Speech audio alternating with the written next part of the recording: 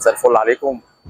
النهارده هديكم معلومات عن العجل، اهم معلومه ممكن تسمعها في حياتك.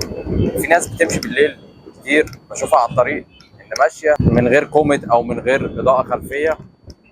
دي تعتبر كارثه جدا، لان انت مش متشاف على الطريق حرفيا. بمعنى كده لو انت سايق عربيه حد قدامك ماشي بعجله وهو مش منور اي نور خلفي، فده يعتبر كارثه. ليه بقى؟ انت مش شايف، ممكن لا قدر الله واحد بتاع عربيه يخش في عجله لان هو اصلا غصب عنه هو مش شايف. الكوميت ده اللي هو او الاضاءه الخلفيه عباره عن ايه؟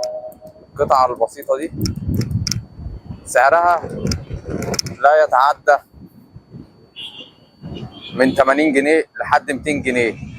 في ناس بتعتمد على العاكس، هو ده عامل مساعد مش اساسي. ليه بقى؟ لان العاكس ده بيعكس الاضاءه. برضه تشوفوا فيديوهاتنا السابقه وقول لنا ايه رايكم في المحتوى ده.